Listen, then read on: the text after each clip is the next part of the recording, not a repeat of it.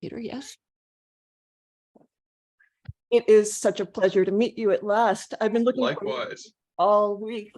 We've been completely immersed in the work, the thought, the pulse of Peter Zeihan.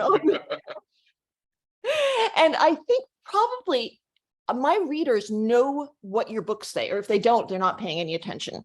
So I think we can just go right. I don't think you need to do the usual spiel where you explain your basic. So I think we can go right to the interesting stuff. So first, welcome to the Cosmopolitan Globalist. We have here with us the eminent geopolitical analyst, Peter Zeihan. Is it Zeihan or Zeihan? Zeihan, you always say right. And today we're going to talk about his thesis that the world is coming to an end, and that it's going to be really, really bad. But I wanted to start pretty much in the order that I've been writing about this. I wanted to start with your approach to predicting the future. And particularly, I wanted to know, I'm going to put the question right out there. Great men or great forces of history? Yes. It's a lot of both. Let's start with the forces of history, because there's no getting around that. You change the way the world works in the post-World War II environment. You allow everyone to play. And the whole idea of globalization is that you don't need to militarize your economy to do things, and that allows you access to the entire planet. And that had never existed before. And that brought us everything about our globalized world with connections in finance and energy, manufacturing, multi-step, and all of it is from that decision that the Americans made. However, you play that forward and watch the demographic situation change. So as you urbanize, you have fewer kids, you do that for 70 years. It's not that you're running out of children. That happened 30, 40 years ago. We're now running out of adults, which means we're now at this moment where the old rules of the game are giving way. And the rules of whatever's next have yet to be created. And in this historical moment, this decade, maybe 2 decades, everything is in flux. And now is the time when the great men and women of history will leave their mark, because not all countries have all of the assets and positioning and demographic structure and resources that are the same as the others. And the ability to differentiate is huge. And so as events like the Ukraine war really build steam and break down or empower certain countries, this is when leaders can really leave their mark. This transition period allows certain places, led certain ways, to establish a new normal. And I think it's too soon to say that anyone is in particular going to be successful at failure or fail at that, although we're probably going to know within the next few months.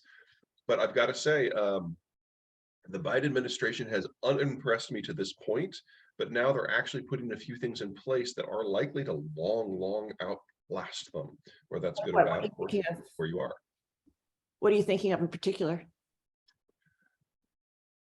One of the key tenets of globalization was the idea that the United States would trade security protection and economic access in exchange for allowing the United States to write your security policies vis-a-vis the Soviet Union and the Cold War. So as long as you let us call the big shots, you can have everything else that you need to run a modern economic system, and you don't have to fight for it. What we're seeing with the Biden administration is just the first piece of that. The security agreements are back on track. Right. But nothing about the economic access is. So I say this in a lot of places and it gets me in trouble everywhere. The 2 most similar foreign policy presidents we've ever had are Donald Trump and Barack Obama. And the 2 most serious economic policy presidents we've ever had are Donald Trump and Joe Biden. 2 most serious or similar? Similar. Yeah, I mean, I certainly agree with you about the similitude between Obama and Trump, and people don't see it, but it is definitely there. In the United States, for the first time since the 40s, we have an industrial policy. Now, we can argue whether that's more or less efficient, but at this time in history, having an industrial policy to complement what is going on with the global breakdown, that's really good timing. And as the Americans are oft to say, overkill is underrated. So just the amount of money that is being thrown at this is huge. And even if 3/4 of it is wasted, that is going to be enough to remake the American industrial space in a relatively autarkic direction at a time when global supply chains are breaking. That's fantastic if your goal is national power, which for Biden, just like for Trump, it is. what of the post-war thesis that the United States would fare best in a peaceful world, and that it was important to secure peace for its own sake, on the grounds that lack of peace would inevitably, in some way, touch the United States? Do you think that we've abandoned that idea completely? Or do you really believe that we never believed that in the first place? I think Americans believe that. I think it was right. I still believe that, but the people who believe my way in American policy have now lost in 8 straight presidential elections. Well, actually, I should say 7 straight. In this last one, we didn't even have anyone in the race. So our time has passed, and we are going to have to relearn some lessons. The reason we came to that conclusion is the devastation of the world wars was huge.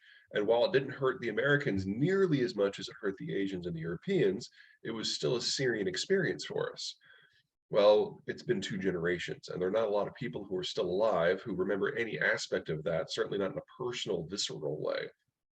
And so we're doing what we do every generation or 2, and we're shifting foreign policy into a more isolationist retrenchment position.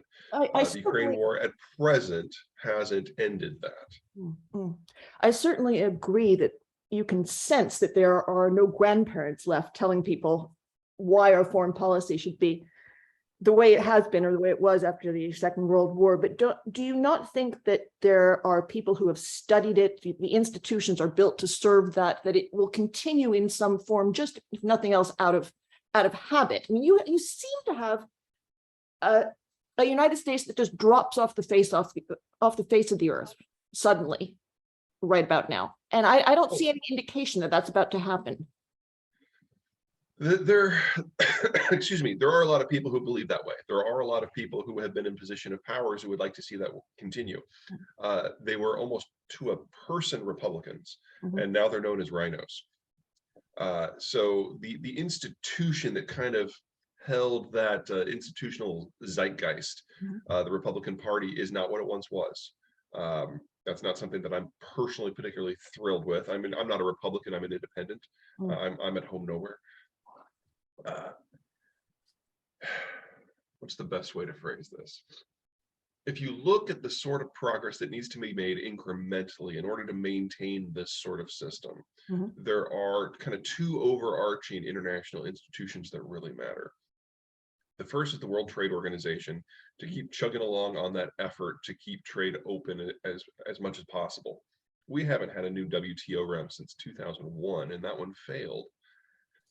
We now have every major economic grouping or country moving in a protectionist direction. So the institutional inertia that I think you're arguing for here, which I normally have thought is a good thing, it hasn't been there for a while.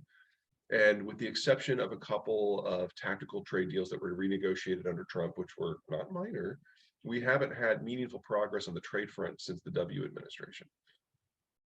The second is going to be NATO. Now, NATO is absolutely getting a fresh lease on life. Everyone is supremely motivated at the time. And in the European space, this has been a godsend because we've just had this security disintegration is not quite the right word, but definitely an unraveling over the last 15 years. As I mentioned, especially the Germans have just had a completely different idea of what security means. I mean, we even had Angela Merkel, who considered herself relatively pro-American, arguing that we shouldn't measure defense in defense, we should measure it in development funds. And from a foreign policy point of view, there's something to be considered there, but from a defense point of view, that was kind of a little wonky. So that has come back from the brink, if you will. But we're just not seeing the mobilization in Europe that would be necessary for this to stick. It's not just that they're heavily reliant upon the United States. It's that the sort of societal shift that is necessary to get us back to where we were during the Cold War in terms of mindset, we just haven't tripped past that yet. There seems to be a general belief, especially in places like Germany, that this is going to stay in Ukraine. And as long as it stays in Ukraine, there is the option of going back to where we were 10 years ago. And I don't think it's really sunk in everywhere yet that that world is gone. Now, yesterday, 2 days ago, when the nuclear threats became explicit, that might be enough to push us over. We'll see, and we'll know soon. They've been explicit since the beginning. And In the last 48 hours, I think, from my point of view, it has really amped up a lot. We actually had yesterday, when I was flying in from Vancouver, an evolution in the Russian pro-war communication, because they thought they had expressly threatened Berlin, France, and Stockholm, and the rest. But most people in the West interpreted it as a nuclear threat against Ukraine. And so they went out and had to clarify, and that was a little chilling. Well, I've thought it's pretty chilling since the beginning, but I'm wondering, what exactly would you expect to see if you thought the message was really getting through? Would you see? Oh, that's pretty straightforward. We need at least 3 NATO divisions in the Central European countries hard up on the Ukrainian border.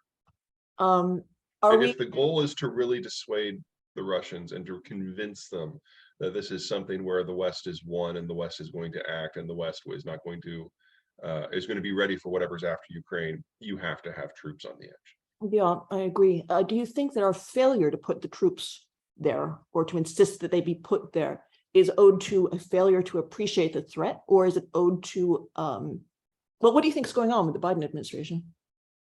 I think the Biden administration is working with the toolbox that it has. It's a little bit constrained in the United States, not as much as the past 3 presidents, which is actually, significant progress.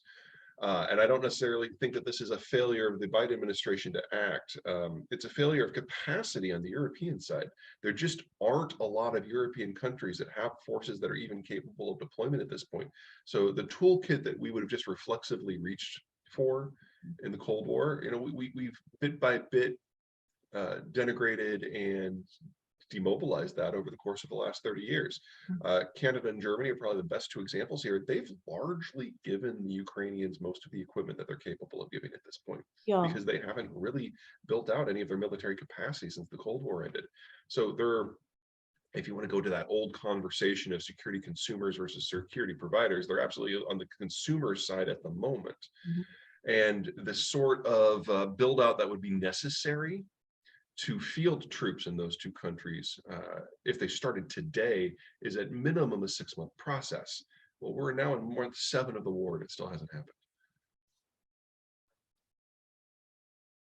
It's a little strange that people aren't behaving more as if this is a 5-alarm fire. I wonder why they aren't. Do you have any thoughts about that?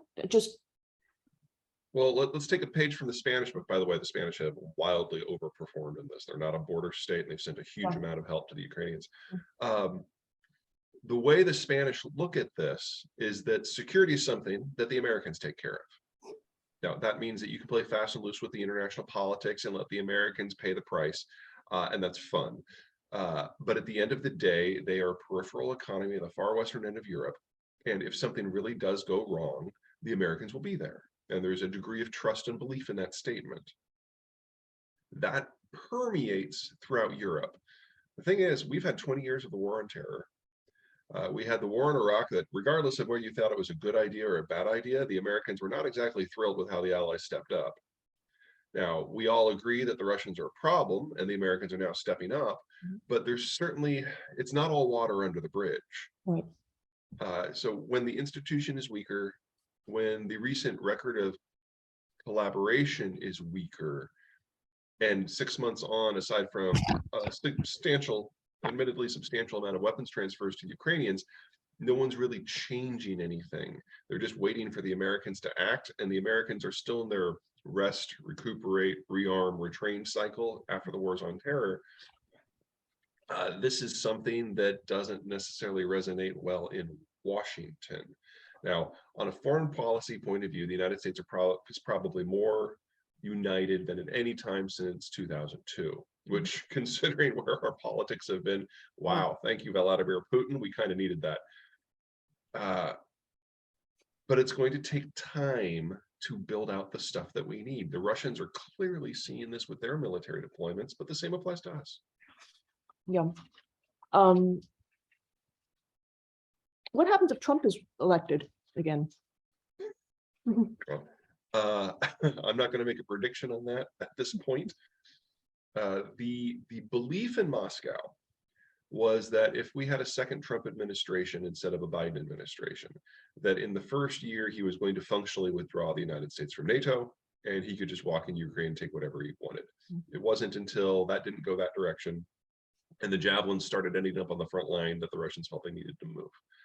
If Trump were to come in a year or two, whew, the problem with predicting what Trump is going to do is he literally just makes it up as he goes. And anyone who comes into the room with advice or background is somebody he either fires or won't let talk. If he stays true to form, if he continues what he did in his first term, I would expect the weapons deliveries to stop on a dime. Now, he's erratic on a good day, so you don't know how that is going to play out. But it was very clear that he personally disliked Zelensky. And so I can totally see him doing his normal thing and allowing his personal umbrage to drive policy. Yeah. In a larger sense, I want to understand, for one thing, why you think China is going to collapse and why your prediction about this is so different from everyone else's, and whether this is a matter of the initial conditions being just slightly different and getting a massively different picture. You start with China's new numbers, and the intelligence community and the UN start with the numbers as they were 2 years ago. And one of them's got China being the United States' biggest competitor. The other one has China being a very significant country, and you've got it collapsing. What's the difference? I would say most of the world's coming around to my way of thinking, especially over the last 6 months. Let me give you two things. I mean, there's a dozen major reasons that I don't think the Chinese system is going to survive this decade, but let me give you the two that are absolutely unassailable. First of all, China is the third most internationally integrated country in the world after the Germans and the Koreans. They are utterly dependent upon globalized access to raw materials and markets the world over. They import the raw materials, they import the technology, people forget that piece sometimes, and then they export the finished goods. That does not work without a globalized world, and there is no coalition of countries that can replace the United States as the guarantor of that world. And with the Americans going their own way, that's it. The entire economic model doesn't work. Semiconductors is probably the best space to see how exposed the Chinese are. They can't make the high-end or the mid-end chips, and they can't make the equipment to make the low-end chips. They are completely dependent upon tech transfers from the rest of the world in order to sustain that entire industry. And now we have the Dutch, the Danes, the Brits, the Japanese, the Koreans, and the Taiwanese, along with the Americans, saying that never again can the Chinese access high-end chips at all. And the question is, what mid-end chips can they have, and whether they should be able to have the equipment necessary to make the low-end chips. So we're talking in the course of just the last few months, their access to that space has stopped. The chip space is something, though, they can replace, and I don't think so. I mean, if they could make the equipment to make the low-end chips, then there's a conversation to be had. But they can't. They've tried. They can't. What's the obstacle? They have to get the tech from abroad, and the Chinese decision to back the Russians in this war has really changed mindsets in Europe, more so than it has on defense matters, believe it or not. And so if the Americans won't allow the high-end stuff to go, and they can't get the equipment to make the low end, then they are not in that space, except for as we allow dribs and drabs of the technology to transfer. What happens if tomorrow the Chinese wake up and say, we formally condemn Russia's invasion? Now, can we have some chips? If the Chinese have a significant policy change and kind of sue for peace as part of a globalization 2.0, there's definitely a conversation to be had there. I don't mean to suggest that aspect of this is past the point of no return. Right. That would be really interesting. This is something that the W administration tried back before the 9/11 attacks, trying to bring China into a new revitalized globalized system. Obviously, we all got a little bit distracted about them. But the second problem, unfortunately, is much worse, and that's the demographic situation. According to the Chinese themselves, with the data they're starting to let out, they've overcounted their population by over 100 million people.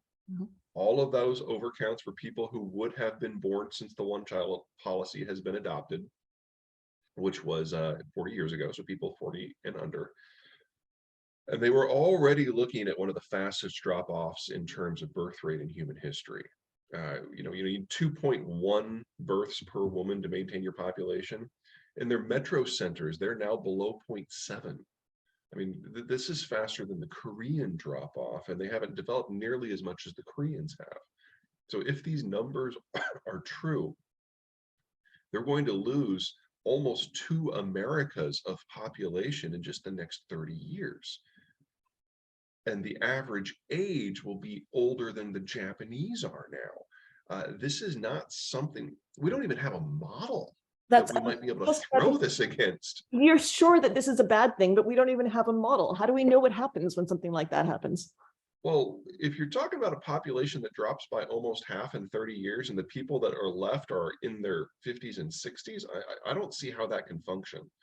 But we are in unprecedented times. I get surprised all the time. Do you think that there's any possibility of technology or productivity gains that could offset this? Well, you might be able, be able to use things like automation to help on the production side. I think the scale of this is much bigger than that, but it's at least theoretically possible. We can kind of get our mind around some possibilities there. But that doesn't solve the consumption problem. The Chinese still need access to the wider world. I mean, if they can keep their output up, they still need a place to sell it. Maybe they can do it overland by rail. To who?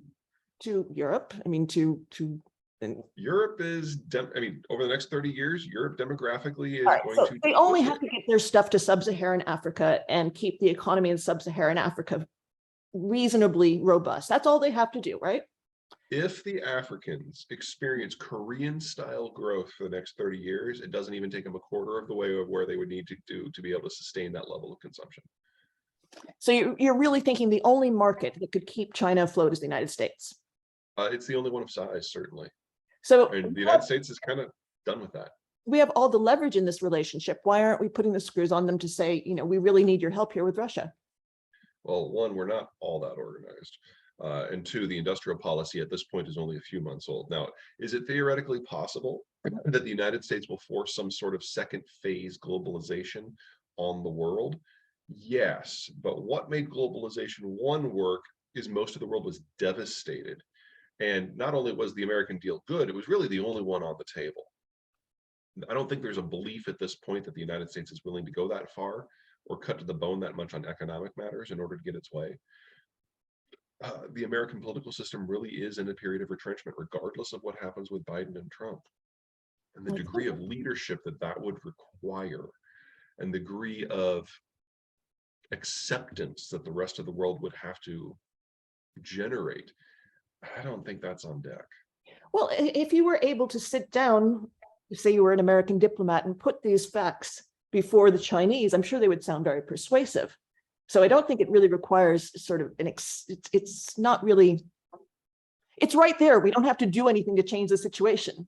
This is the way it is. The United States does have these advantages, and it does have this massive market. And given China's demography, your argument is perfectly compelling. It seems that we have the leverage. Why wouldn't we use it? Are you saying that these thoughts don't occur to anyone in the administration? Well, they occur to me, but I don't think they occur to everyone in this administration, the one before it, or the one before that. Let me give you two reasons. One, why I don't think the Chinese would go for it, and the second one, how I would do it if I was, king for a day. The Chinese have degraded into a cult of personality that makes Mao look inclusive. And they have become hostage to their own ideology, and it's leading to a series of cascading policy decisions across the system. The COVID policy is one of those. And the capacity of the Chinese system to adapt and get out of its own way, at least at the moment, is gone. Xi has killed the messenger so many times that it's difficult to get him any real information. And it's only in this last week that he's finally had a face-to-face with anyone for the first time in almost 3 years. So their ability to move beyond the blind ideology of the propaganda arm is seriously constrained at the moment. On the United States side, assuming that the Americans can kind of get their political ducks in a row at home enough to have this conversation, the first step would be to start with the inner family. so the other Anglo states and the Mexicans, and kind of do a first round NAFTA extension combination security and economic deal. Hmm. The second phase would be to bring in the countries that are consolidated already, that have good relations with the United States. May I just interrupt? What kind of deal beyond NAFTA and the North Atlantic Treaty Organization? You would need a formal Globalization 2.0 version that fuses economic and security issues into a single governing system. It's not national merger, but it's something a lot more formal than just the Article 5 guarantees of NATO and the adjudication systems of NAFTA. Something where it's all under one roof, and we'd all agree to the ground rules at the same time. So human rights, free enterprise, physical defense, all part of the same association, kind of like what some supporters of the European Union would like to see the EU become. And what would be the advantage over our current arrangements in having such a Right now, it's very bilateral and it's very ad hoc. And if you're talking about something that is designed at the end to be an overarching system, it needs to be together. And if you're talking about something that is going to be able to bring the Chinese into it, it has to be potent. You're not going to do that with a simple bilateral deal. You're thinking about bringing the Chinese into this agreement as a trade and security agreement? No, not in phase one. No, Yeah. That sounds very unlikely. I mean, as far as I understand, all the Chinese, it should be incentive enough to give the Chinese access to our market. Why would they need something? You have to have an enforcement mechanism. And we've learned over and over and over that the Chinese are unwilling to do that unless they are forced. Unwilling to do what? To trade on you have to have the ability for entities outside of China to be able to adjudicate disputes with the Chinese outside of China and have it stick. Right now, under pre-existing systems, we sue the Chinese, including at the WTO. The decision is imposed and the Chinese just move on. That's not how it works. If you're going to have a system that really sticks, you've got to end what has been a relatively exploitive position that the Chinese have taken versus the rest of the world. Right. That's so you're tech thinking transfer, that's market access.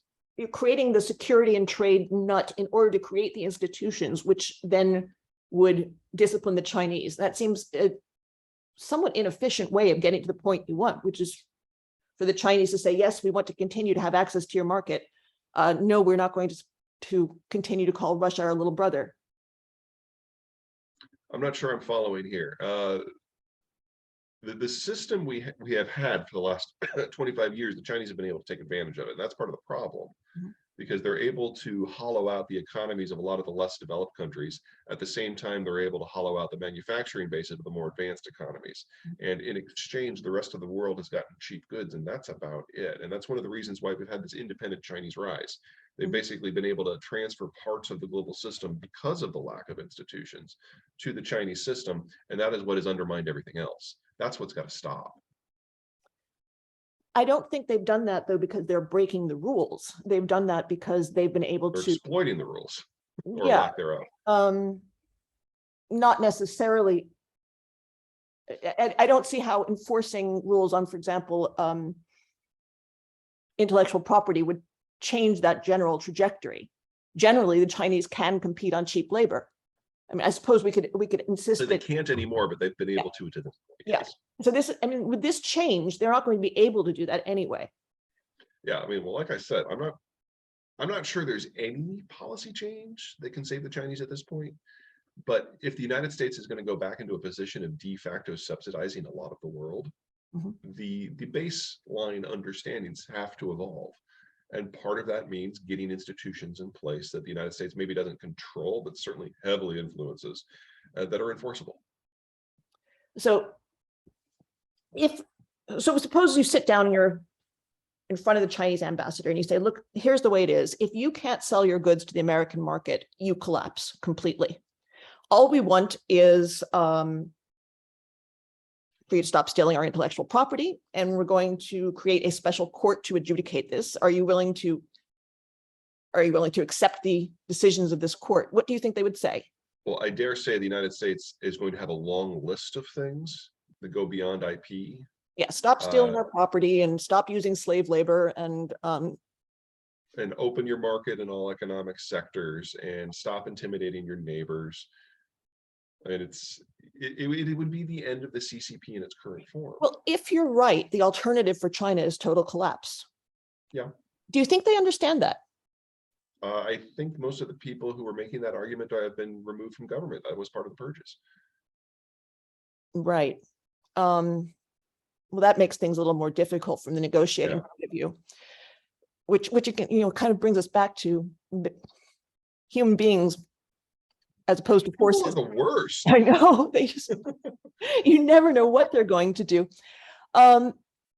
Is there any chance you're wrong about China's demography? Is there any chance these new numbers don't make any sense either? I mean, that's definitely the question. The fact that the new numbers are coming from the Chinese themselves and not a third-party estimate, I think is really telling. Chinese statistics have always been a little questionable, even on a good day. And the fact that you've got folks like the Shanghai Academy of Sciences like openly discussing these issues tells me that it's real. But there's so little in data that we can trust out of the Chinese system writ large. When they start talking very negatively, it suggests to me that the reality is probably, excuse me, actually significantly worse. But we're completely reliant on them for the gathering, the interpretation, and the dissemination. So let's assume for the moment that it's only as bad as we thought it was back in 2020. We still have the second fastest aging society in human history after Korea. And we still have the most distorted demographic structure. Right. That means they might have 20 years instead of 10. When you say collapse, you're envisioning the state dissolving, disintegrating, and people starving, and China breaking into a congeries of warring tribes of some kind, right? There's a lot of examples in Chinese history of how it happens over and over. I think that is the most likely outcome. Yes.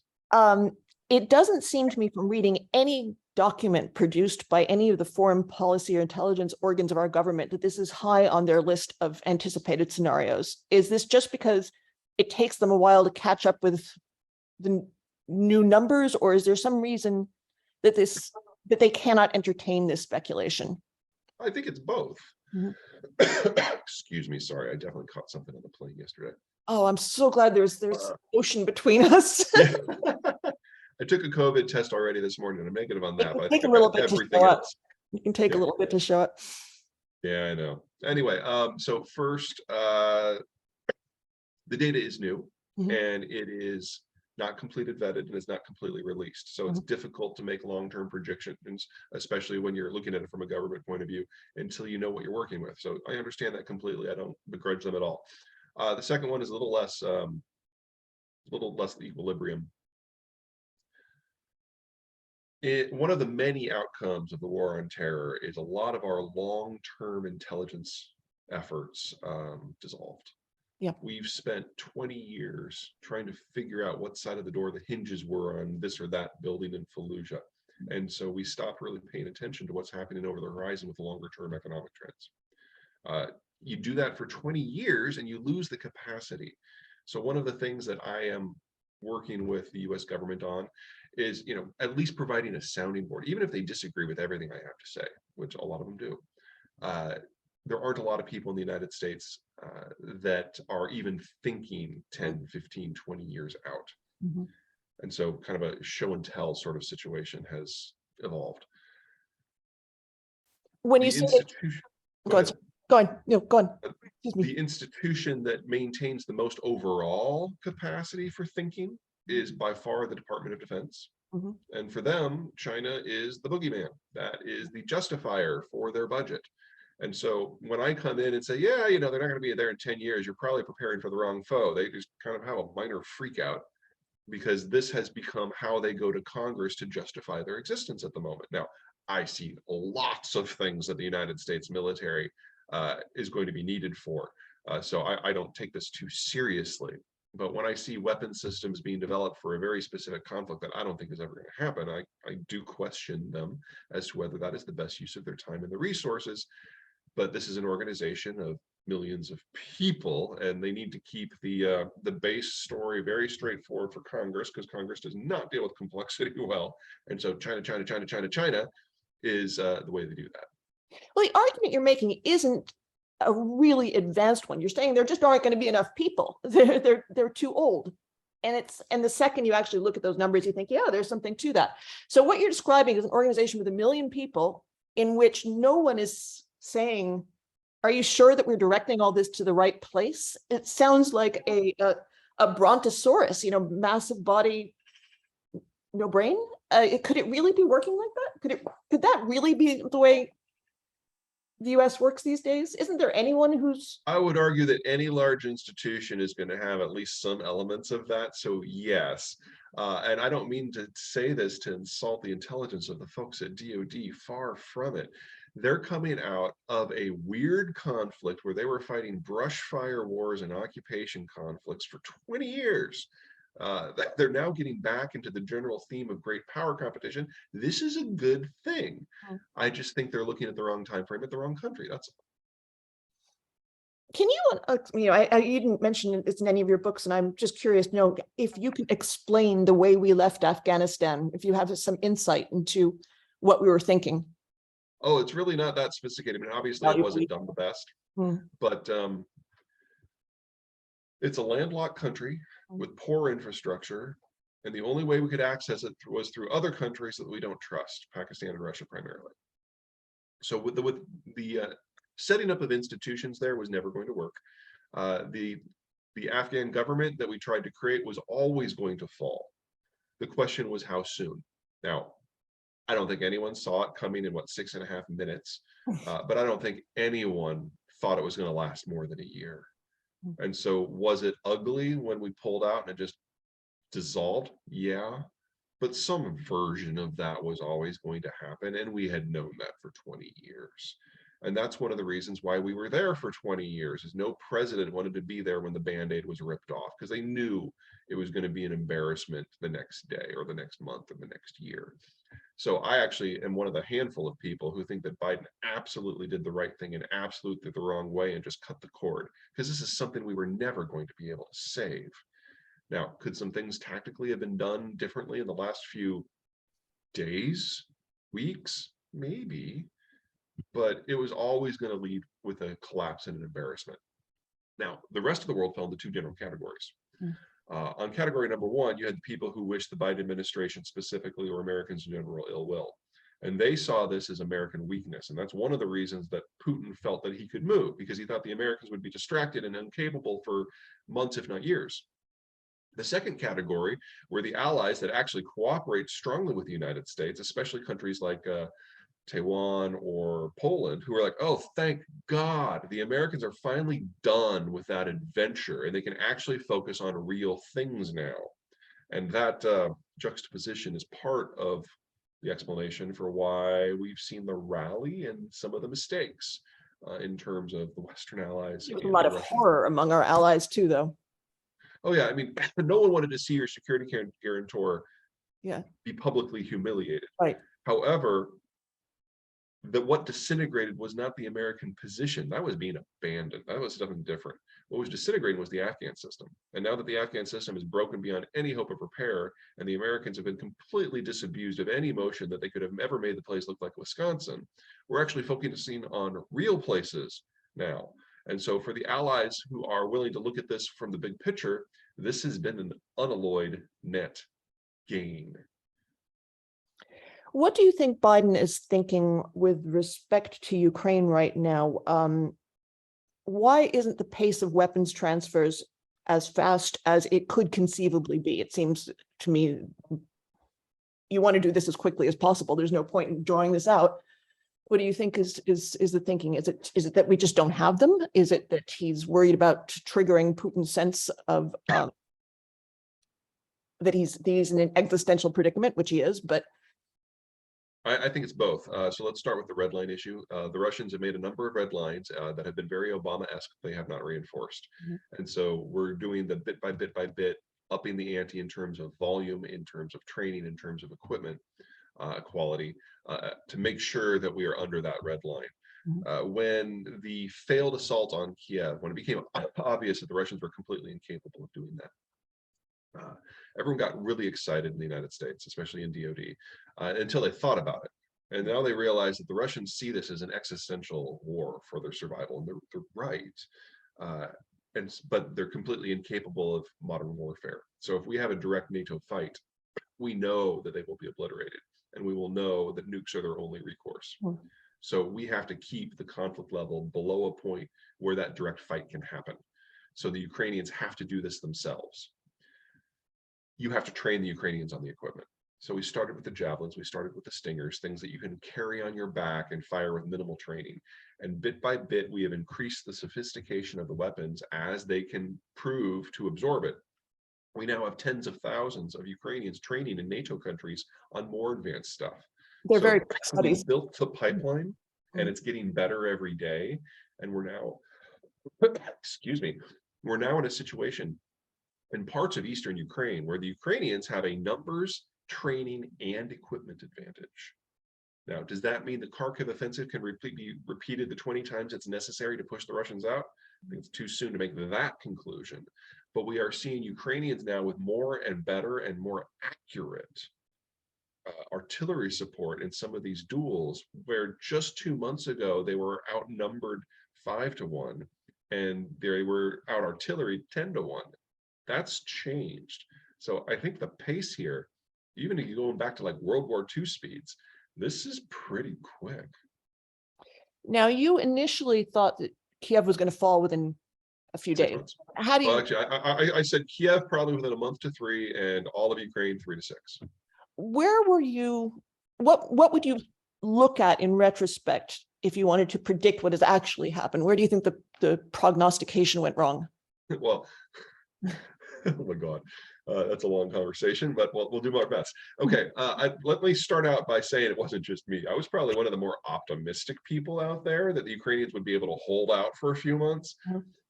Sense of nationality was weak, training was weak, corruption was high, equipment was poor, equipment was outdated. Everything that we thought we knew about Ukraine, they have overperformed, and good for them. On the Russian side, world's second largest military, capable of carrying out multiple military operations, not on American scale, but still on different continents simultaneously. And you can literally walk from Russia to Ukraine. The Russians conquered Ukraine for the first time 300 odd years ago. They never gave it up since, until 1991 when their system collapsed. The idea that this was going to be an easy fight, I didn't think was all that controversial. And in fact, at the time, it wasn't.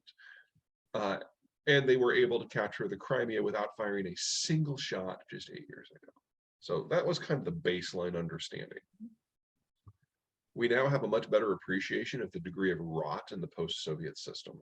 And it appears that in the military, it's actually stronger than it is in the civilian infrastructure. The person who is primarily responsible for that is the defense minister, Shoigu, who has been a personal friend of Putin going back to his time in East Germany. He has probably siphoned off a quarter of the defense funds for him and his cronies specifically, and he's created a culture of corruption that goes all the way down to the enlisted officer. So we now know that most of the money that the Russians have thrown at the rearmament program was simply stolen. So they are now using equipment that dates back to the 60s. And they seem to be, at the moment, so incapable of even making artillery shells, which this is an artillery force that's supposed to be the biggest in the world, that they're bringing in equipment from North Korea that in many cases is in excess of 40 years old. I don't know how familiar you are with physical chemistry when it comes to explosives, but that's really bad. An artillery shell is an explosive strapped to a second explosive that's a propellant that you put in a tube under high pressure. And so old stuff just blows up in the barrel, and we're seeing a lot of that. So we are possibly seeing Russia revert to a pre-industrial military. Now, You think their nuclear weapons still work? oh my God, I have no idea. That's part of the problem here. You would think that if anything works, it would be their artillery and their nukes. Well, their artillery doesn't work anymore, or at least not how it used to. And we just have this massive Soviet arsenal that they're pulling out of mothballs. that hasn't been maintained appropriately, and a lot of the nukes fall into that category too. The high-end nukes were supposed to be the Iskanders, and we've now seen that the Russians have already used over 2/3 of what they had, and most of them missed. So it's become a black box when it comes to the high-tech stuff. What they're using, they don't have a lot of, and what they're using doesn't really work very well. So yeah, the nukes are a question point. Does this mean that the Russians can't win? No. Just the sheer number of forces the Russians are able to potentially mobilize are huge. But none of them are They trained. can pull it off. They're not trained. Logistics aren't going to improve just because there are more human beings involved. No, but all of those problems, totally legitimate problems. That has defined the Russian military going back to the beginning. They throw bodies at something until it breaks. Or Now, until in half of their wars, that works. And in half of their wars, that does not work. I think it's too soon to say which one we're in right now. I agree it's too soon to say, but some initial signs, maybe it's just optimism on my part, some initial signs suggest it's the other kind, the First World War kind of situation. Yes. I mean, is this the First World War or Crimea, or is this World War II? At the moment, it's looking a lot like the Crimean conflict, and the Russians lost almost 1 million troops in that fight before they finally gave it up. Yeah. Do you, when you look at a situation like this, how much time do you spend asking yourself what's going on in Putin's head? Do you feel that the situation is so determined by physical factors like geography and military capability that there's no point in it? Or do you spend some time trying to decide what kind of person is Vladimir Putin and what does he think? I think we've had a pretty good idea of how Vladimir Putin thinks going back all the way to the very beginning. I mean, this is a guy whose his first action as prime minister was to triple down on the war in Chechnya. He believes that violence is a means to an end. He doesn't like revel in violence for violence's sake. You know, this is not Stalin. He's also not as smart as Stalin. But the idea that the coherence of the Russian system is his first and only priority is something he has not wavered on from the beginning. Now, he will use tactics to achieve that of course put most of Russia's neighbors in huge danger. That is not unique to him. That has been part of the Russian government mindset going back to the czars and like the early czars. So when it comes to the specifics and the tactics, I don't spend a lot of time thinking about it. The problem from my point of view is the overarching strategy. Because while he has not isolated himself to the degree that Xi in China has, he really only has 6 people who have access to him anymore. And 3 of them, Medvedev and Shoigu, are utterly incompetent.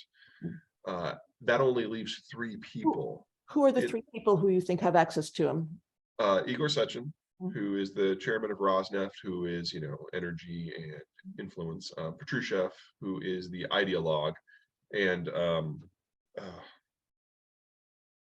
sorry, I'm drawing a complete mind blank all of a sudden. Oh, the finance minister. That's it. So there's no one in the security services except for Patrushev indirectly, who can have an open, honest conversation with him. He has become in many ways a little bit like Donald Trump in that he insists that his people lie to him. Mm-hmm. And so even if he is brilliant, and even if he never makes a mistake, he's not getting the full suite of tools that are necessary to run this war. Well, who's bringing him the news that the Russians, that the military has collapsed in Kherson, and that is Shoigu's job. Shoigu, yeah. So I wonder, does he think, well, there's something wrong with my operating assumptions here, or does he have someone who he blames for it? That would be the logical, responsible adult in the room thing to think. I don't have access to know if that's what he's going through, but you would expect, if he comes to that conclusion, that there would be a purge at the top and at a minimum a significant rearrangement of personnel. We've not seen that. I'm wondering whether he believes his own bullshit to the extent of thinking that this is not a problem with the Russian military. This is because the collective West has flooded the region with its its voodoo weapons, and of course the Ukrainians couldn't do anything like this on their own. There must be tons of West there. That is probably Patrushev speaking that in his ear. And how it does sort of lend itself to the idea of escalate to de-escalate, because that would be part and parcel of their strategy there, especially once they declare that the so-called independent republics are actually part of Russia. I don't think de-escalation is in the cards anytime soon. The Russian periphery is very difficult to defend unless it's a forward defense. And so from the Russian point of view, it's not just that they need Ukraine and all of Ukraine, they need the next band of countries beyond it. And the only thing that would be worse in a situation of demographic collapse that the Russians are dealing with than not launching this war would be to launch it and fail it. So they've launched it, it's not going great. They're going to double, triple, and quadruple down until they have nothing left. Russia historically fights until it cannot fight any longer. It has never backed down from a war without at least 500,000 battlefield deaths. And at most, we're looking at 70,000 right now.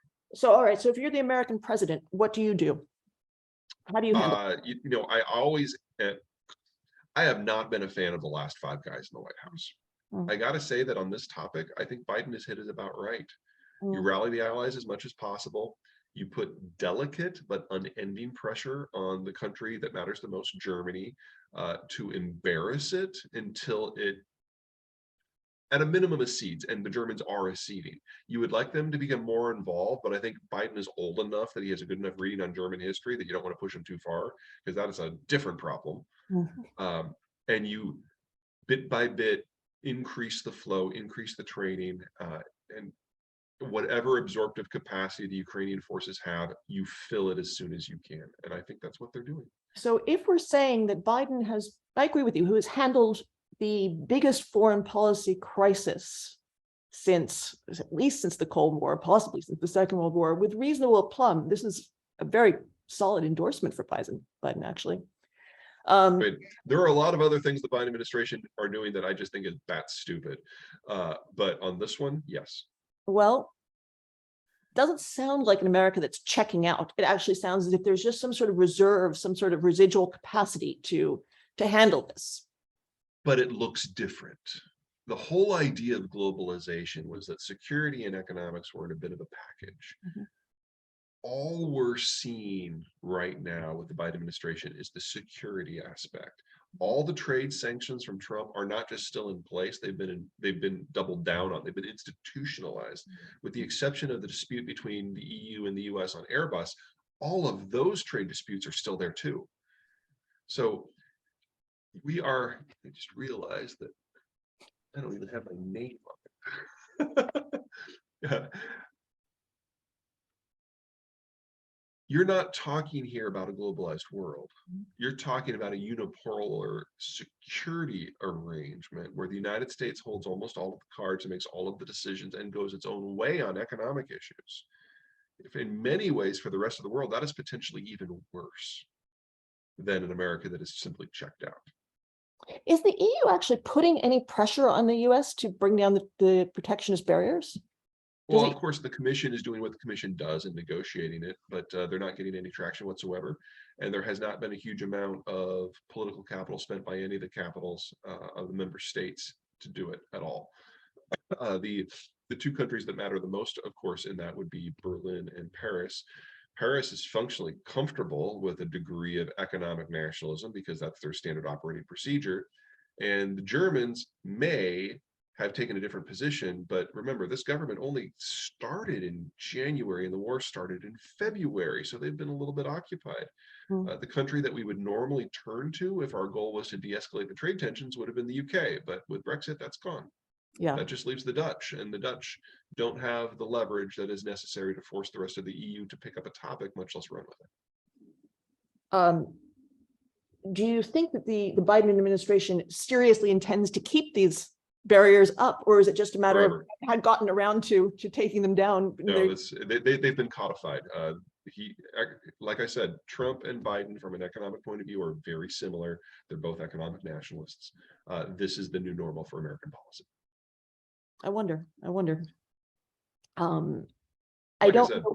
People who believe my way, we're lost. Well, I'm not seeing that this so far is catastrophic for Europe. I mean, it's only touching certain industries. The winter hasn't come yet. And Europe still can do plenty of trading with other European countries. I don't think they're that dependent on these industries in the United States, on the US market, maybe. The vulnerability is there, but you're right that at the moment the center is holding. How about the energy situation? I was intrigued by the suggestion that Norway could somehow manage to get enough oil out to prop up the UK. Do you see that's possible? The UK, yes. Europe, no. They did find a few new fields over the last few years that are proceeding apace. The problem is the time to target. These projects take years to bring online, and the ones from 5 years ago now are starting to produce.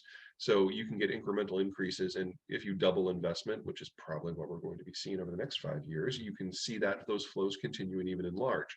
But that's nowhere near enough to replace what we're going to be losing from the Russian space. And remember, in energy, we've seen a 2/3 drop off in global investment into petroleum and natural gas production. That takes years to manifest. We're seeing the early stages of that in Europe now. If we flip the switch on new investment today, we will not feel that in any meaningful way within 3 years, probably closer to 8.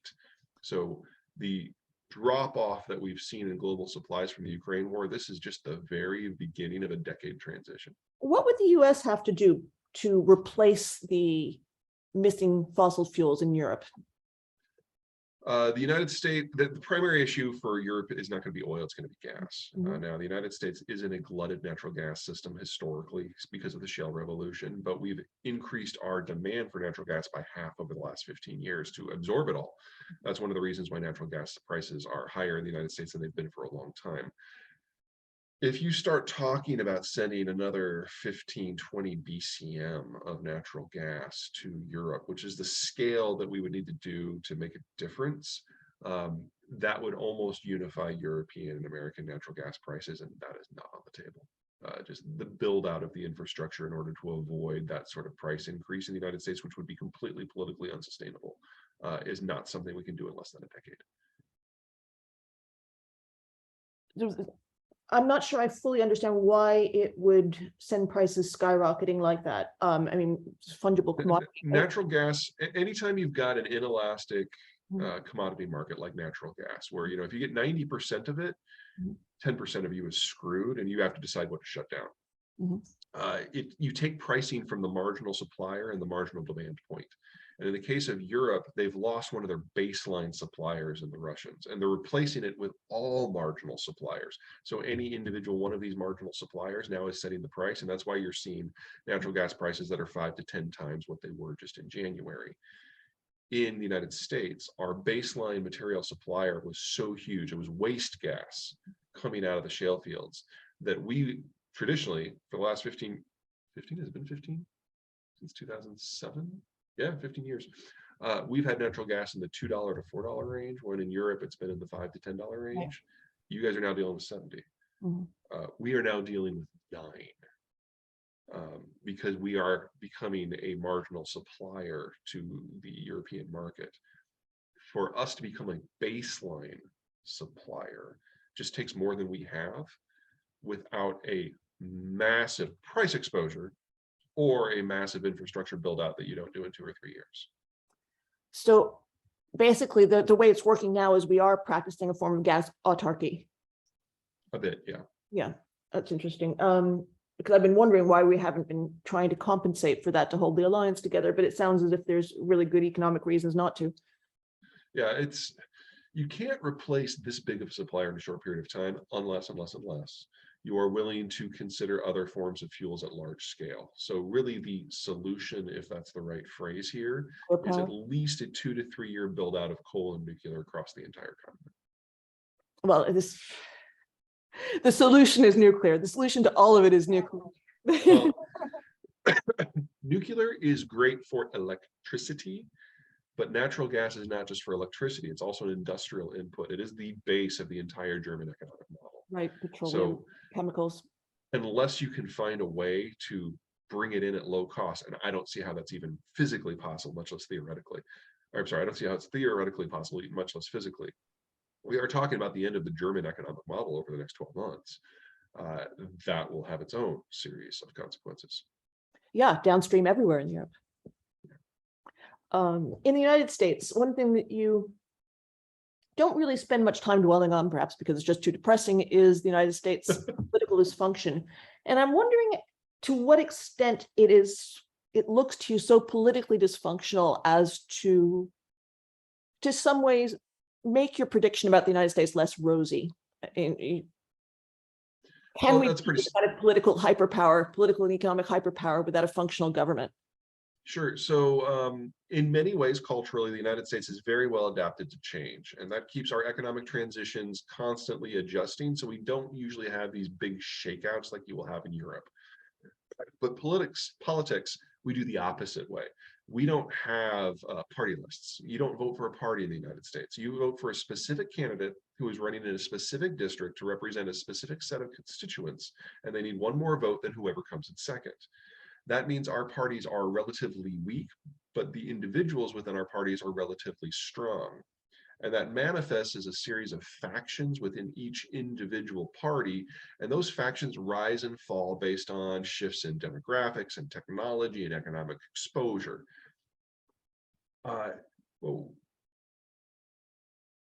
Okay.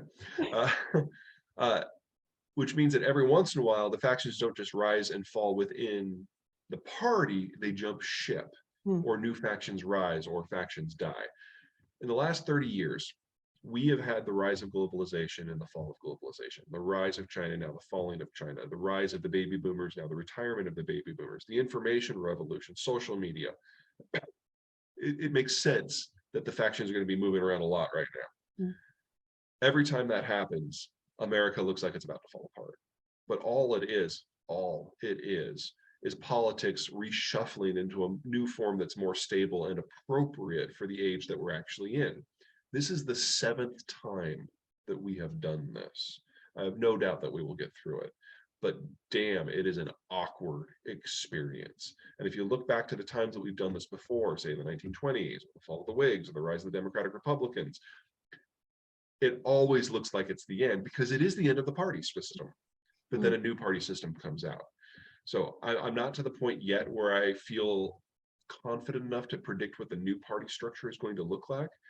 At the moment, the Democrats are in a state of disintegration, and the Republicans have shed their national security voters, their business voters, their fiscal voters, and it's just a cultural conservative core. It's big, it's significant, but it's not particularly stable. So we may get a third party briefly, but one of the three will then die within a couple presidential cycles. This is the 7th time we've done it. It usually takes 7 to 12 years. We are now in year 6. So we know we have at least one more presidential cycle to suffer through before we get to whatever's next. In that time, it's difficult for the United States to focus on anything else, especially abroad. So the fact that the Biden administration has been able to do anything coherent in foreign affairs, particularly of the scale of what's necessary for the Ukraine war, again, has my respect. Certainly doesn't seem as if anyone is thinking coherently about the border with Mexico or our immigration policy, which I agree with you. I think that is the most important issue, and the one in which Americans seem least capable of thinking it through in a sensible way. Where do you think that's going? Do you think there's going to be a point where we can talk about this in a reasonable way? We'll get there, but this is an issue that has inflamed Americans independent of the political system for quite some time. But I actually am hopeful that this time is different. Why? Donald Trump. Now, I'm not a fan. There are a lot of things that I think he did that were just atrocious, and I think he, as an ex-president, is not a particularly good human being.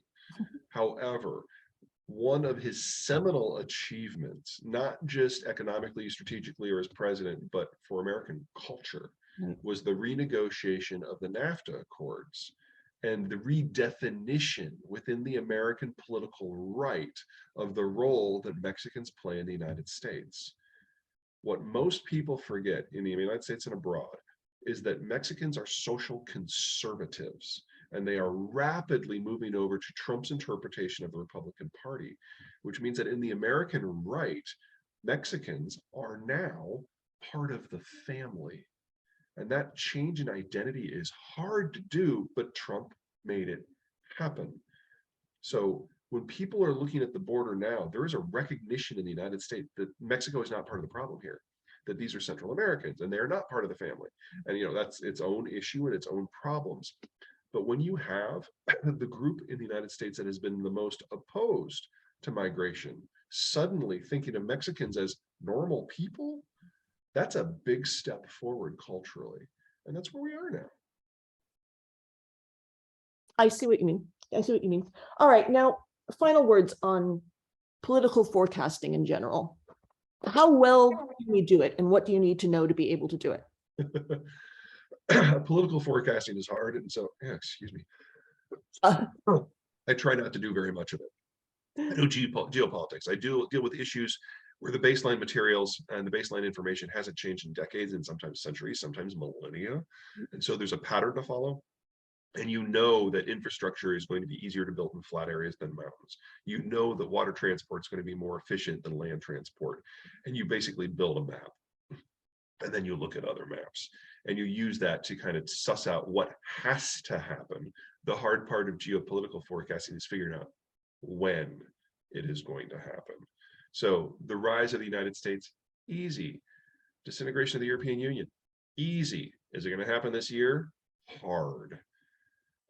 That is one of the advantages of books, is that they are a repository and it doesn't all have to happen next Tuesday. Disintegration of the European Union.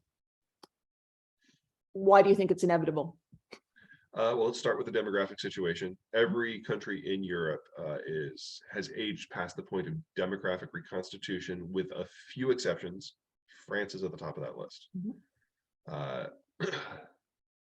Second, because of that, the EU has kind of devolved into an export union. So it is now dependent upon the ability of, almost to a Chinese degree, of getting raw materials in and getting the physical exports out. And then third, because of the way the Americans ran globalization, we actually did encourage the European continent, to the most part, to give up security as one of its guiding lights, because in the past that had led to a series of wars that ultimately we had to come in and settle. And so when I say that the Europeans have not really stepped up to the plate for Ukraine, I don't necessarily mean that as a condemnation. In many ways, that's a feature, not a bug, of the way the Americans designed the post-Cold War order. But that means that the Americans have to remain engaged day to day in order to keep the European system going in its current form, strategically and in terms of economics. And I don't think that's a good bet moving forward. Peter, you're sickening before my eyes. I can see it. Your eyes are getting glassier and redder. I think I should let you go rest. I keep talking. I've got to be on stage here in about an hour and a half, so that's going to have to wait a little bit. But it's nothing that cough syrup and coffee can't fix. Yeah, I think you need an antihistamine. I think you're visibly sickening, and I don't want to be responsible for killing you. Thank you so much for joining us. Thank you. No problem. It's been a pleasure. Fascinating. I could keep asking you questions for a very long time, but maybe you just tell me that you'll come back. You'll come back and answer the rest of our questions. I think we can make that happen. Okay. Thank you so much. No problem. And take care. Be well. I will. Okay. Until next time. Bye-bye. Bye.